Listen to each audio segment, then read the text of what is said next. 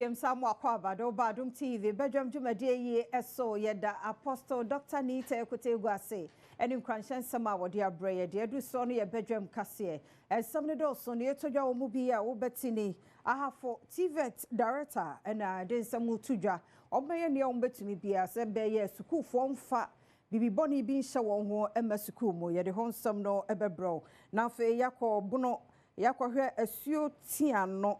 ene ya manebono echema graduate ya wo mo align health sciences won mo de adesre na etudwa wo ma hua de na wi akaso mbenya adwuma ye no ne nsem bi na no pay Medebro Adom TV Badwam Kase wo share live on Facebook/Adom TV Extra Go TV 119 DSTV 280 Oko YouTube search Adom TV tube kwadomonline.com and somewhere in Simbebre so ewo ho medi de afia amankwa tamaklo afia ni de bientie said 70 chemo ankasa etie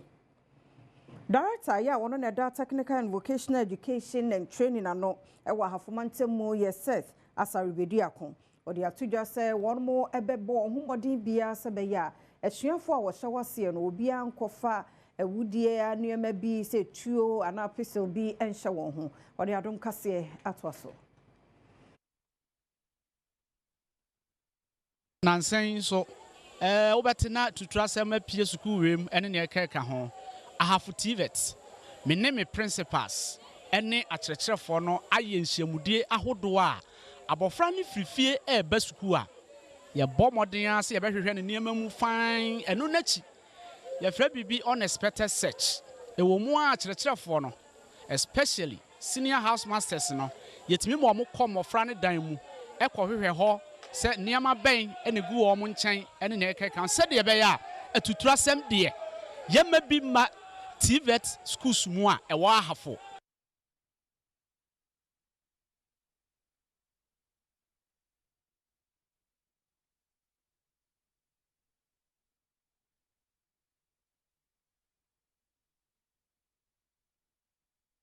A school for waje tete wo Allied Health Sciences College one day the share to aban anim say won financial clearance na aban nyama won sebeya won so betumi anya adwuma ye wawie school no mfie kakra ni so bepem sabre won da so wo fie woni Adom TV kase etwaso I said from 2019 coming onwards badges now more we in government imposed obia and currently as final year students very soon and so you be complete na come so the plea I remember one say I'm pleading to the government say anka omo clearance base omo be postings to a nursing your friends say your sisters near brother for more nurses here on share so any that is the Allah have cancer so na posting to be clearance in ma nti ma posting why the nti eni no mo wait fie ni na obia say omusu nti ya hawa insesi ade fam nti ya hwese aban na yesre na senga clearance ba audience so Allah have for no so be ka ho anka apostie nyina bi yeah Allied Health Sciences want to say as aban say obeboaye say the be we school obitimi aboaye ni sisi yenye ejuma wo hospitals mana various facilities ni mesan say your previous seniors no we ye no dodo na etifie esasa wo for no ene na fofo no we school mu ni say ebi wo cry am mo ye homodin intini yenda sitifie awofo no say obebo ho ka ono wa betu school obewie na ohun faso bia wo so utifie ohun se access school no do koy kora woni ba betifie nyina ho yepe ohun so faso bentiase ne so moye Williams Kwesisabi a principal at St. William's Nursing and Allied Health Sciences College ano. Enyama bia na dwene mu no hu ne sesa ban eya ebeboa ama emmebunu ene anesefo a we school a wotifie wanya adwuma aye no wodi tudwa. Nti adwuma bia na aban de abase opese wotumi yese yebetumi de apomudina adwumayefo bi akọ amanone no eye pa ebeboa Niebo ni say de di kan no ebeboa ma mabunu na nya adwuma ese bisua health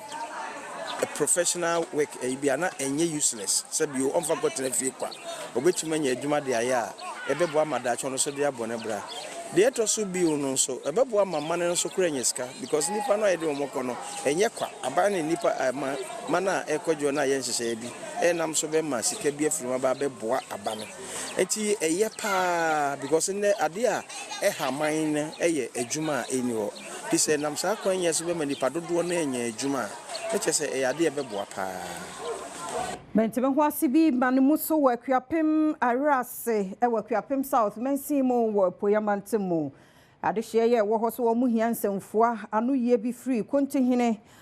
okoje man tatakwa me krodua ene kwemma do hema wo ahene owo ahene ama tachibia eho wo mahunu se nananom eton sase abusuan sase ne ade sika semu so hyeda enkoyie ka ho bi ama mpuntu anka wo se koso no one move.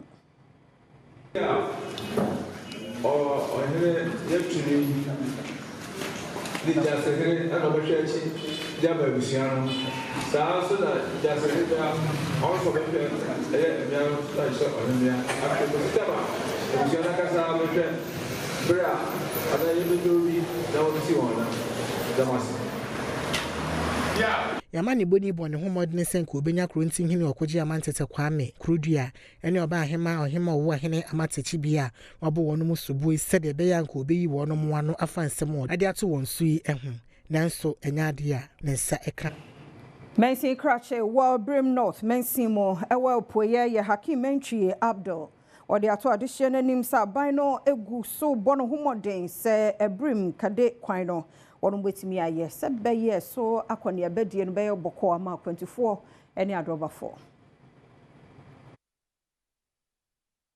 4 from Kade edeba bebe pim Abirem eye ohawo a efri tititititi aha yenti memufo e wa Abirem ni mpatam nyina o hwa mantam ha dwumadi aye dipa titru pa yekuayo nso no obeye kua na wo kwan ya obeye den na wo de ono ba ye kra besia kodwa ma so me yae den yaton enti time bia na manfo do mfudie nenso no to transport them some of the beba market no eno na problem pa ye den e de mayen ye besere se America kra ye den atwamu yi no ye nyina ye nim se aban otwa mu no osisa machines begu kwan so nyina nim so kwan de ye wie kra by beto about 2024 2 year amasa omo machines nyina afri kwan so ye den e de ko it means as district chief executive amaba no maybe no me hwe se mini road ministry no ebenya nkuta hodie ne nananom nyina stakeholders ne ya ka tina bom ne ya konkra ne ni road ministry no akotena se ne ya hwe enkrata mu adekura asikwan hu a omuntumi nya kwan de mfa Mesni Krachi esan katwa so se aban bota ye ne nani so ade hunu pa ene se mmabunu ebenya adwuma ye na omemu ne nyina nso ebekon kan wada na di se Youth Employment Agency ene aso ya hudo bi aka won ho abomu a wo hwe akwan pa obetumi aboa ama mmabunu wo memu no wonom enya adwuma ye mpa me amigina me youth me ebabunu ye se ohin akokora de sisi no nyo ohin abrantie etise na omota machi ebo mpa ye ma ene yinuma ba no onse ye ba ye ne ncha afrika na ye hwehwe enwoma mu kakra me botaye ne se ebetumi di bibi papa so asi ani so na yama youth employment ni bi so ye betumi ahwe se agriculture sector no onse papa kan se nkukọ nkete but enne me ka asempa de acho se timamuni bia edi kosua timamuni bia awi akokọ enti poultry farm no yen Abirem ye betumi de asi ye ne so ne ye ne kese pa large scale se ne betumi employ youth no dodo na so etumi aba na omo nso etumi anya bibi e de akofia akwakohwe o mabusuafo Maminya no so na Adom TV Badwam kase na ha na brema kwan na no pe ye de asie ye da semre ne adaje odemaye wadaroma ye oda bon krata no ene Adom online stories no ho kan ye ho ye nche ne mfanto aso